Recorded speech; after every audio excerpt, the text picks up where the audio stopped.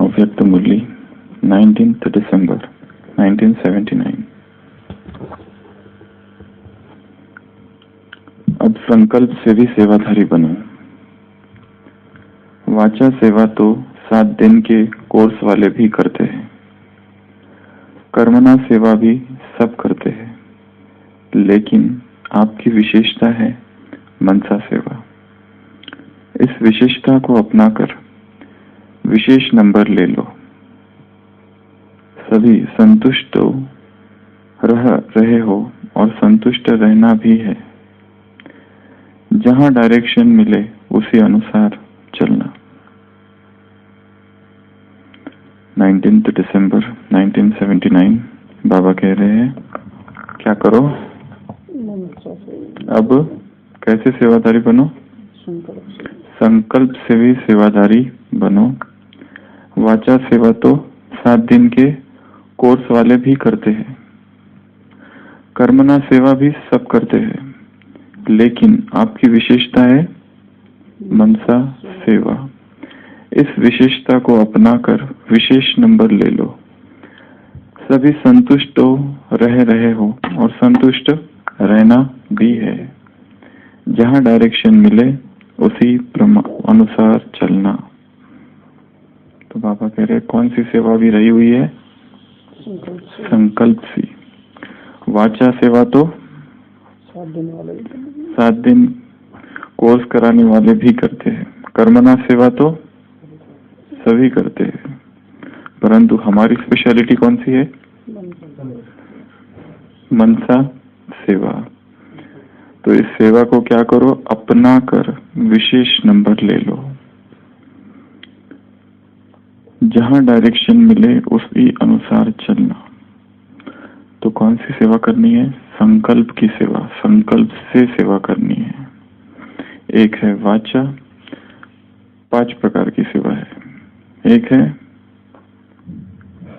वाचा की संकल्प की सेवा, दूसरी वाचा की सेवा, तीसरी कर्मों के द्वारा सेवा, चौथी संबंध संपर्क की सेवा और 5वीं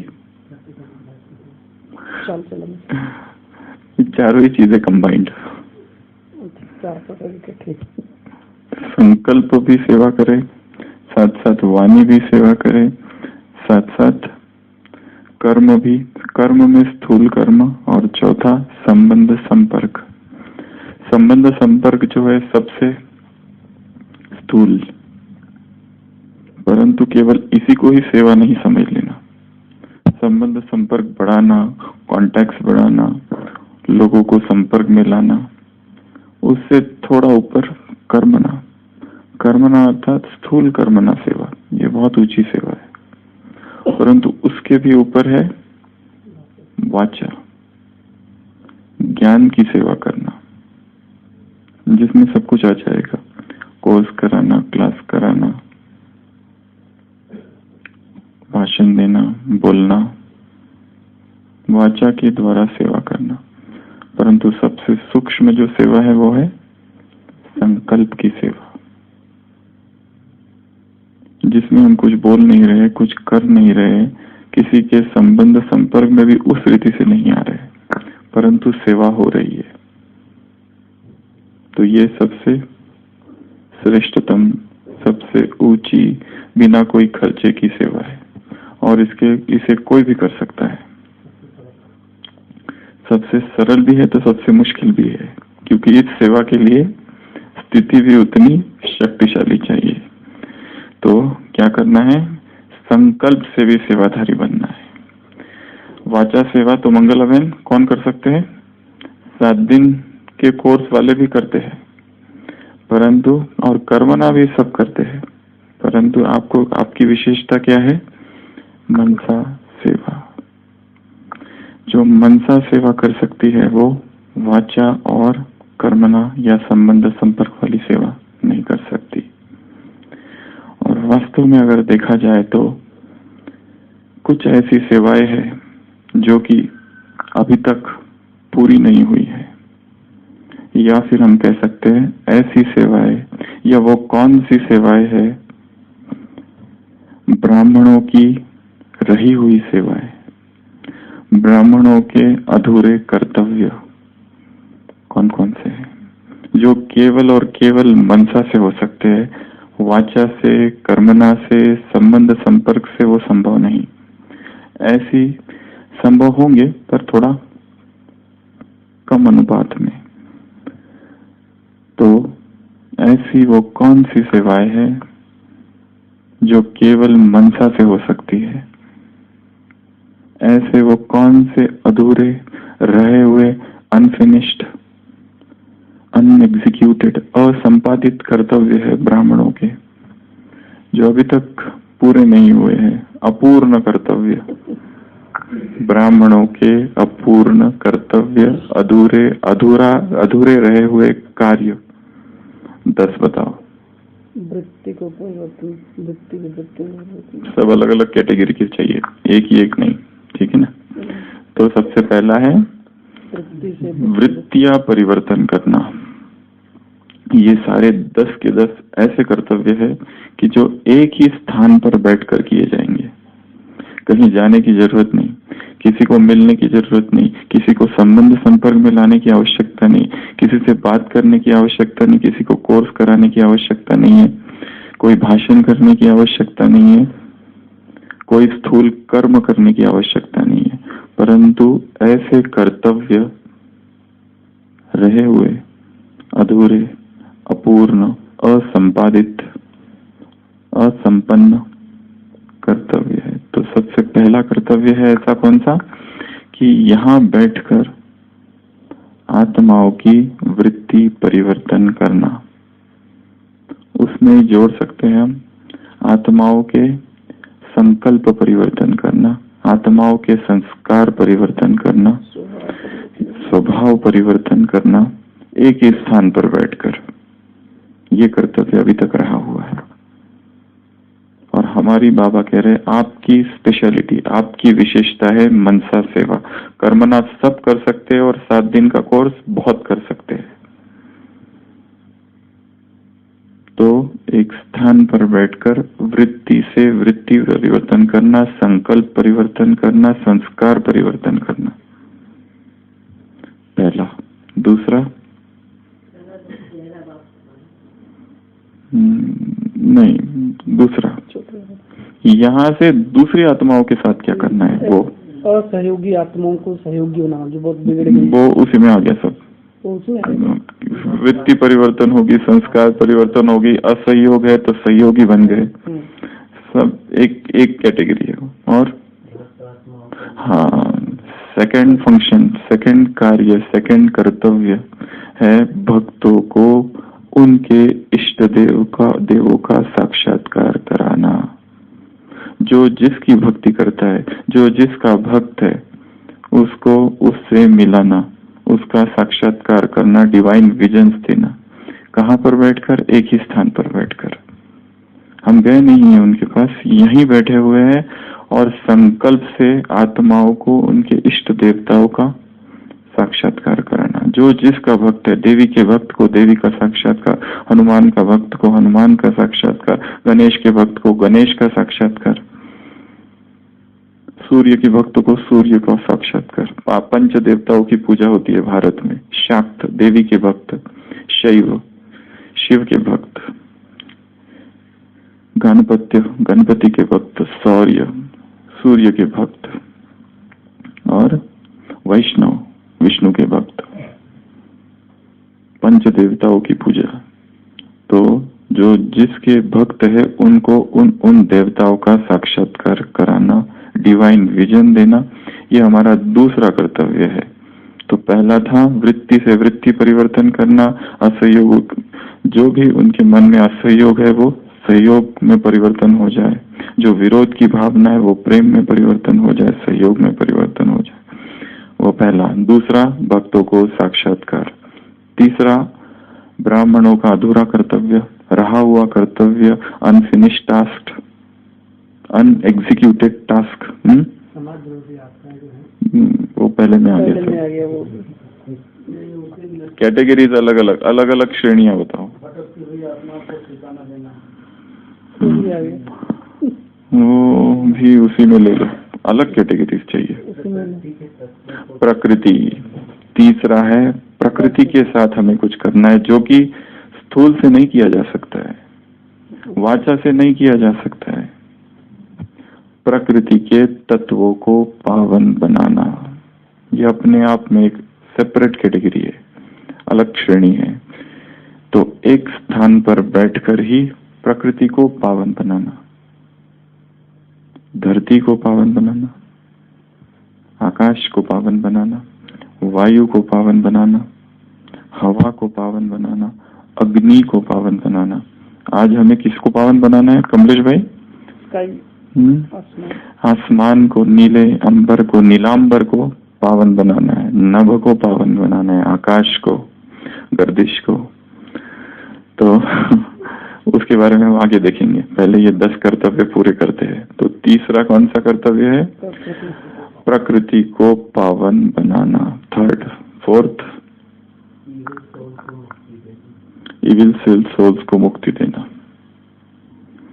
वास्तव में इविल सोल्स शब्द का प्रयोग नहीं करना चाहिए, क्योंकि इविल शब्द प्रयोग में, शब्द बोलने में ही थोड़ी नेगेटिविटी समाई हुई है।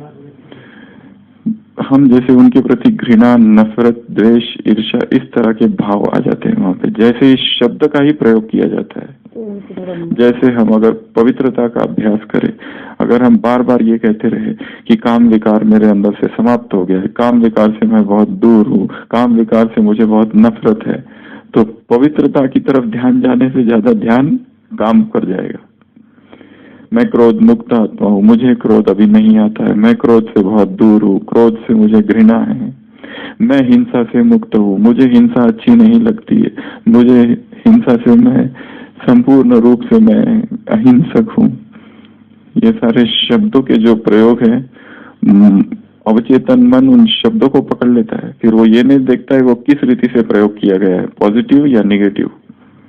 अवचेतन मन के प्रयोग में इस तरह के शब्द नहीं आने चाहिए। इसके लिए इविल सोल्स का शब्द का ही प्रयोग कभी नहीं करना है। कौन सा शब्द लाना है फिर वहां? भटकती हुई आत्माएं, उसको भी फर्स्ट श्रेणी में डाल दो। वृत्ति से वृत्ति परिवर्तन करना, भटकती हुई आत्माओं को ठिकाने देना। नहीं, मेरे भटकते हुए भाई आत्मा, हे मेरे भटकते हुए भाई आत्मा, हे मेरे भटकते हुए भाइयों। कौन घूमते रहते हैं?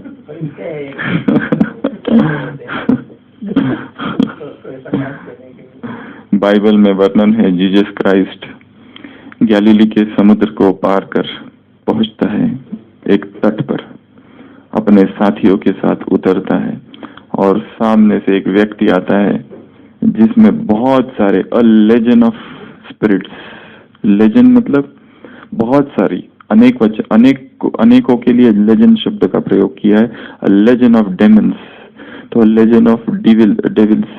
तो ऐसा एक व्यक्ति आता है कि जिसमें बहुत सारी आत्माओं ने प्रवेश किया होता है, और वो अपने आप को मारता है, अपने आप को पीटता है, पत्थरों से अपने सर को पीटता है, गुफाओं में रहता है, लोग उसके ऊपर पत्थर मारते हैं, अपने आप को खरोचता है, क्योंकि उसमें बहुत सारी आत्माओं ने प्रवेश किया होता है, लेजेंड ऑफ डीमंस।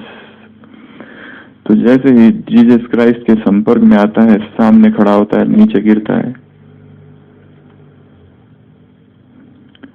और दिखा है ईसा मसीह अपनी सारी शक्तियों के साथ उसको उन सभी प्रेतात्माओं से मुक्त करते हैं, और आदेश देते हैं उन आत्माओं को कि जाकर वो जो सुअर है बहुत सारे, उनमें प्रवेश करो। तो वो सारी की सारी प्रेतात्माएं, 100 से भी ज्यादा, लीजन ऑफ डीमंस, सारी आत्माएं निकलती है, सारी की सारी उन सुअरों में प्रवेश करते हैं। वो सुअर सारे के सारे पागल होते हैं, जोर से दौड़ कर जाते हैं, और एक एक करके सब समुद्र में गिरते और मर जाते हैं। सुअरों का मालिक बहुत नाराज होता है, उस वजह से जीसस को वहां से वापस जाना पड़ता है कि उसके सारे सुअर मर गए। तो वो एक उदाहरण दिया है, तो वो तो फर्स्ट में ही डाल दो। दूसरी आत्माओं के साथ और कुछ अलग प्रकार का, दूसरी आत्माओं के साथ दुखी और अशांत आत्माओं को शांत करना। कितने हो गए थे? 4, चौथा ये चौथा। दुखी और अशांत आत्माओं को शांत करना, सुखी करना। हम किसी दुखी आत्मा के पास पहुंचे नहीं है, यहीं पर बैठे हुए हैं और यहीं से सुख की किरणों से उस दुखी आत्माओं को शांत कर दिया। हम किसी अशांत आत्मा के पास गए नहीं है, परंतु शांति कुंड बनकर, संडे की मुरली, परंतु मास्टर शांति देवा बनकर, परंतु महान शांति की शक्ति संकल्प, बोल और कर्म में लाकर उन अशांत आत्माओं को यहीं से शांत करना। ये चौथा कर्तव्य है जो अब तक हमने किया नहीं है। अब तक हमारा रहा हुआ कर्तव्य है ये। और जो रहे हुए कर्तव्य होते हैं वो हमेशा याद रहते हैं और रहना ही चाहिए। रहे हुए कर्तव्य हमेशा याद रहना चाहिए। नेक्स्ट, 5वां हो गया। जीव जंतु प्राणी जानवर ब्राह्मण परिवार में हाँ, 2 कर्तव्य ब्राह्मण परिवार से संबंधित है। ब्राह्मण परिवार में तपस्या की लहर फैलाना, बिना किसी से बात किए, बिना किसी से कुछ कहे, बिना किसी को कुछ सिखाए, बिना प्रोग्राम के, बिना मौन भट्टी के, बिना किसी इस तरह से ऊपर से आए हुए प्रोग्राम्स के, ब्राह्मण आत्माओं में तपस्या की लहर फैलाना। ब्राह्मण परिवार में सभी ब्राह्मण परिवार पूरा के पूरा एक लहर फैल जाए उनमें कि हमें तपस्या करना है। तपस्या की लहर फैलाना ये एक कर्तव्य है जो अभी तक रहा हुआ है और जो हमें करना है, हर एक को व्यक्तिगत रूप से करना है। ब्राह्मण परिवार में तपस्या, बाकी बहुत सेवाओं का विस्तार है और उसमें सेवाओं के विस्तार से उद्भवित माया है, परंतु ये कर्तव्य हमें करना है जिससे उस विस्तार से सार में आ जाए आत्मा, और आत्मा को ये समझ में आ जाए ये विस्तार हम जिस लिए कर रहे हैं उसका सार क्या है। कुछ दिन पहले मुरली चली थी, अभी अभी साकार मुरली। इस पढ़ाई का सार है देही अभिमानी बनना। पढ़ाई में ही कहीं खो तो नहीं गए। पढ़ाई की चर्चा करना, पढ़ाई पर क्लासेस करना, पढ़ाई का डिस्कशन करना, पढ़ाई के लिखना, पढ़ाई का विस्तार करना, एक है सेवाओं में खो जाना, दूसरा है पढ़ाई में भी खो जा सकते हैं। ये भी एक घना जंगल है, क्लासेस का घनघोर जंगल। ये एक रिसेंट जंगल है, ब्राह्मण परिवार में जो भिन्न भिन्न क्लासेस का घनघोर जंगल। क्लासेस सुनते सुनते और कराते कराते ये तो नहीं भूल गए कि क्लासेस का सार क्या है। इस पढ़ाई का सार है देही अभिमानी बनना। अभी अभी मुरली चली है, परसों की मुरली, साकार मुरली। पढ़ाई के घनघोर जंगल में नहीं जाना है। तो ये कर्तव्य अधूरा कर्तव्य, अपूर्ण कार्य है, अनएग्जीक्यूटेड टास्क, अनफिनिश्ड वर्क। इसको पहले नंबर में रखते थे। फिर और एक कर्तव्य, 6वें नंबर का कर्तव्य। 10 कर्तव्य। सुशील भाई इसकी लिस्ट बनाओ एक, ठीक है ना, परंतु खाली लिस्ट बनाने के बाद भूलना नहीं। एक बहुत अच्छा शब्द है, हम उसका नाम भूल रहे हैं।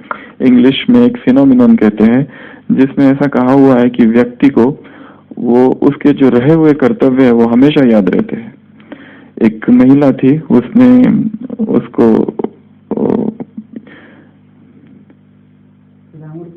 ज़िगार्निक फिनोमिनन उसको कहा जाता है, ज़िगार्निक फिनोमिनन। ज़िगार्निक नाम की एक महिला थी, ज़िगार्निक, ये उसका फोटो है, ज़िगार्निक। इस महिला ने एक रिसर्च किया था, वो भी कैसे रिसर्च किया था, उसको कहते हैं साइकोलॉजी में, मनोविज्ञान में उसको कहते हैं ज़िगार्निक इफेक्ट। ज़िगार्निक इफेक्ट का अर्थ है कि जो रहे हुए कार्य, अपूर्ण कार्य है, वो हमको याद रहते और जैसे कार्य पूरा होता है हम उसे भूल जाते हैं। उसने कैसे स्टडी किया, जब वो होटल में गई किसी, उसने देखा वहां का वेटर है, फटाफट सबके ऑर्डर्स लेता है, ये लेना है, वो लेना है, ये खाना है, वो खाना है। किसी के कोई एक फैमिली आ गई तो तो उसके ऑर्डर्स लेता है, किसी को बर्गर, किसी को पिज्जा, किसी को टी, किसी को कॉफी, वो सारे ऑर्डर्स लेता है, उसको सारे ऑर्डर्स याद रहते हैं और उसका बिल कितना हुआ वो भी याद है उसको। तो वो एक परिवार आया, होटल बहुत बड़ा है, उसमें जॉब हो गई, वो वेटर को सब कुछ याद है और जैसे ही वो परिवार का बिल हो गया पूरा, वो भूल जाता है, फिर उसे याद नहीं रहता है कि इस परिवार ने क्या खाया, कितना खाया, क्या खाया। तो उसने एक सिद्धांत डाला कि जो भी अनफिनिश टास्क है वो हमें भूलता नहीं है। जैसे यहाँ पर मुरली सुनाना है, अगर किसी को दिया गया 71 की मुरली, जब तक सुनाना है तब तक पूरा याद है, जब तक सुनाना हो गया, उस दिन से वो फिर बाद में हो गया, फिर वो हल्का हो गया और उसको भूल गया। जैसे वो वेटर होता है ना, उसको तब तक सब याद है, कितना पैसा हुआ, चाय किसकी है, कॉफी कितनी है, क्या क्या ऑर्डर है, फटाफट वो वेटर बनाता नहीं है, ऑर्डर देता है अंदर, जो अंदर जो कुक्स है, शेफ जो है, उनको बताता है, बिल दे दिया, फिर भूल जाता है, फिर दूसरा कस्टमर आता है, उसको याद रहता है। मतलब मन की ये टेंडेंसी है कि अनफिनिश्ड जो है वो उसे सब याद है, और जैसे वो पूरा हो गया, जो कार्य पूरे हो गए वो हमको भूल गए। जैसे यज्ञ में ये सेवाएं करनी है तो हमको पता है, अब जो सेवाएं हो चुकी है वो हमको भूल जाती है। मतलब यज्ञ में बहुत सारी इस तरह की सेवा हुई है, वो भूल चुकी है। रिपीट करना, जैसे रिपीट करनी पड़ेगी। हाँ, तो ये इसको कहा जाता है ज़ेगार्निक फिनोमिनन, ज़ेगार्निक इफेक्ट। ज़ेगार्निक, ZEIGAR, उसका नाम था उस लेडी का, ये जो है ना, तो उसी के नाम से वो सिद्धांत चालू हो गया। जो नया सिद्धांत जो व्यक्ति खोजता है साइकोलॉजी में या मेडिसिन में, उसके नाम से ही वो चालू हो जाता है। तो ज़ेगार्निक फिनोमिनन। तो हम कहाँ थे? 5वें पर। 5वां कौन सा हो गया? तपस्या की लहर। तपस्या की। फिर दूसरा एक कर्तव्य है जो संसार से संबंधित है, इस संसार में वैराग की लहर उत्पन्न करना। विश्व की सभी आत्माओं को वैराग आ जाए, विश्व की सभी आत्माएं जो भाग रही है, दौड़ रही है, चीख रही है, चिल्ला रही है, फिर भी तृप्त नहीं है, नई नई चीजें चाहिए उनको, वस्तुएं चाहिए, उनसे वैराग आ जाए, वैराग की लहर फैल जाए। ये प्रमाण है, हमने प्रकाश दी उसका प्रमाण क्या है कि हमारी प्रकाश पहुंच गई? प्रमाण है वैराग। वैराग ट्रांसफर करना है, अपना वैराग यहां से निकालकर उसके में आ गया को पावरफुल बनाना पड़ेगा। इधर से वैराग को निकालना, आ गया इधर हमको, और ट्रांसफर करना। ये कर्तव्य रहा हुआ है। कितने हो गए? 6। 7वां एडवांस पार्टी वाले जो काम कर रहे हैं उनके उसमें मदद अच्छा ठीक है, ये भी ले सकते हैं। एडवांस पार्टी वाले जो, ये सारे तो वही तो कार्य है, या इस टॉपिक का हेडिंग ये ले लो, एडवांस पार्टी, ये एडवांस पार्टी के ही सारे हेडिंग, ये कार्य है।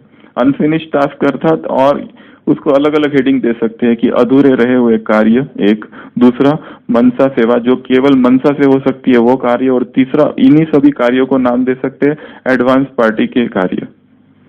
वो यही तो कार्य कर रही है। और समय को क्या करना? अच्छा बताओ। साधन वैराग में आ गया।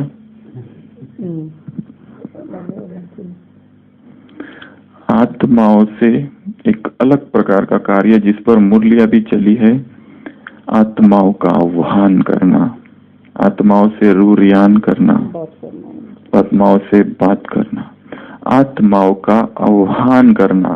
हे आत्माओं आ जाओ, पुकारना, उनको बुलाना, संकल्प से उनको टचिंग कराना, और इस भूमि पर, सेंटर पर, बाबा के पास आह्वान करके उन्हें पुकारना। हमने कुछ कहा नहीं है, हमने निमंत्रण नहीं दिया, उनके घर पे नहीं गए, उनको किसी प्रोग्राम में नहीं बुलाया, कॉन्फ्रेंस में नहीं बुलाया, उन्हीं को खुद से टचिंग हो, आ जाओ।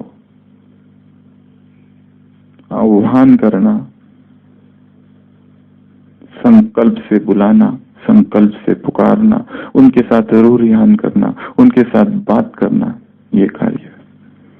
नेक्स्ट, संसार में हिंसक आत्मा है बहुत, उनको अहिंसक, हिंसक, अहिंसक, असहयोगी, सहयोगी, विरोधी, सहयोगी, फर्स्ट कैटेगरी। हिंसक जो मार काट रहे मनुष्य, आतंकवादी, सरेआम कल परसों आतंकवादियों वाले। जो ईद थी, हाँ हाँ हाँ ईद के दिन में उन्होंने मनुष्य को काटा। हाँ। हाँ सर, हम जैसे उसको कर्ज लटका के एक मार के, वही आतंकवादियों वाले हो गए सारे। आतंकवादी जो है, आतंकवादी, नक्सलवादी, माओवादी, ये सारे जो है बहुत कट्टरवादी, सलाफिज्म जिसको वहाबिज्म इस्लाम होता है। 2 प्रकार की इस्लाम है, एक वहाबिज्म जो वहाब ने चालू किया था, जो सऊदी अरेबिया में, पर भारत में जो इस्लाम है वो सूफी इस्लाम है, सभी पंथों को मानने वाला, टॉलरेंट इस्लाम। पर वहाबिज्म जो है, वहाबी जो इस्लाम है, वो कहता है एक ही, जो उसको नहीं मानता है उसको सजा या उसका विरोध मनवाना। हाँ, सलाफिज्म, सलाफिज्म या वहाबिज्म जिसको कहते हैं वो एक। और आत्माओं में परमात्मा प्रेम भरना, उनमें प्रेम भरना, जिनमें परमात्मा प्रेम ही नहीं है, चाहे ब्राह्मण या गैर ब्राह्मण, या दोनों की बात चल रही है। ऐसा नहीं कि ब्राह्मण बन गए तो भगवान के प्रेम से भर गए। परमात्मा प्रेम पर गहरी गहरी मुरलियां है, वो वाला प्रेम भरना।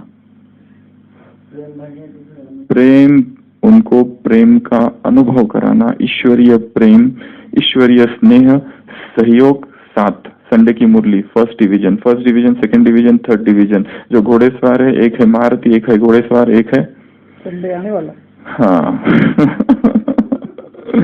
तो जो फर्स्ट कैटेगरी है, फर्स्ट डिवीजन वाले हैं, जो महारथी आत्माएं हैं, 2 प्रकार की माला है, एक है विजय की माला, एक है याद की माला। उस हिसाब से अपना नंबर खुद डिसाइड करो। मैं कौन, दूसरों को सुनाते हो ना 84 जन्म का राज, अब अपने आप का खुद डिसाइड नहीं कर सकते कि मैं कौन हूँ, इस माला में मेरा नंबर कहाँ है, भगवान कौन से नंबर पर मुझे देखते हैं। उसमें 3 कैटेगरी में फर्स्ट कैटेगरी जो है वो आत्माएं जो बाप के साथ रहती है, जो उड़ती कला वाले हैं, वो आत्माएं जो संपन्न है, वो आत्माएं जो परमात्मा स्नेह, सहयोग और साथ का अनुभव करते, हाथ में हाथ है और बाप का साथ है।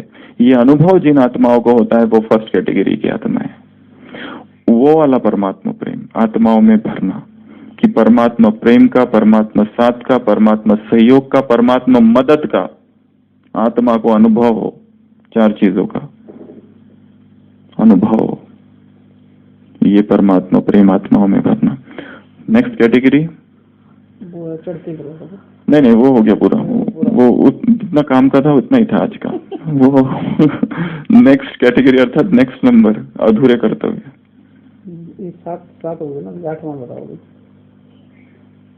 निर्बल आत्माएं, शक्तिहीन आत्माएं, निर्बल, शक्तिहीन, बलहीन आत्माएं। हम बीमार एक अपने आप में सेपरेट है। तो निर्बल आत्माओं में बल भरना,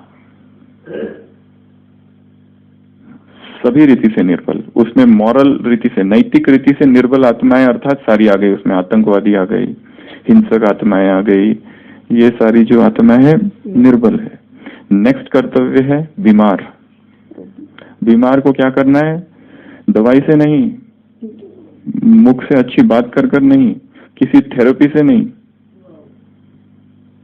किसी इंजेक्शन से नहीं, किसी पैथी से नहीं, संकल्प से ठीक करना।